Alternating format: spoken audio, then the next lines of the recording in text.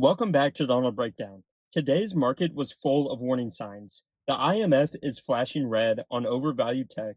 The US-China trade fight is back in the headlines, and investors are split between risk and safety. Before we dive in, please like and subscribe. It helps the channel grow and make sure you keep getting real financial news and daily stock picks. The biggest headline today came from the International Monetary Fund.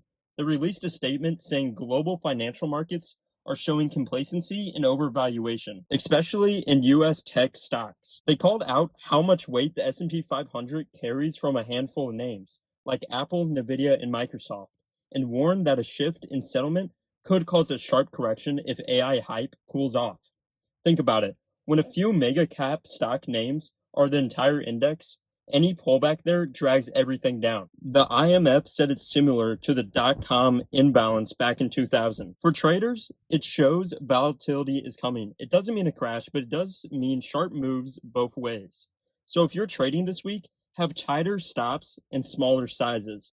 And keep an eye on VIX levels. Next, trade tensions with China are flaring up again. The White House hinted at new export regulations and possible tariffs on advanced manufacturing components. China responded saying they might retaliate with their own measures. We saw immediate ripples in the market. Chinese ADRs like Alibaba and JD.com dipped, but domestic U.S. industrial names like Caterpillar and Deere gained ground as investors looked for plays that can benefit from a more U.S. production focus. The trade war talk has driven some investors back into energy, materials, and gold. All saw volume spikes today. Gold futures actually hit a new record high in a territory above $4,000 an ounce, showing traders are still nervous about global stability. Next, the Dow Jones Industrial Average was the standout today, closing at up to 119 points, thanks to big moves in Caterpillar and American Express. The S&P 500 finished modestly higher, while the Nasdaq lagged behind as tech space cools off.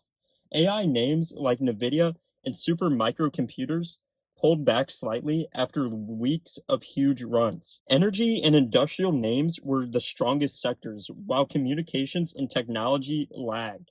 So what's happening? Traders are starting to rotate, pulling money from high-flying tech names into more defensive and valued sectors. That doesn't mean tech is dead. It just means institutions are hedging their bets. If we zoom out, this kind of market behavior, rising Dow, lagging Nasdaq, usually signals a short-term sentiment shift. Investors are starting to price in higher volatility and maybe some geopolitical risk.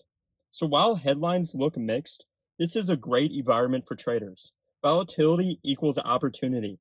For investors, though, it is a warning to keep portfolios diversified.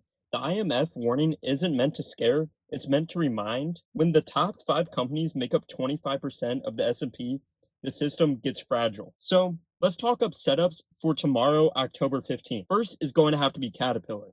It led the Dow today with strong volume, strong momentum.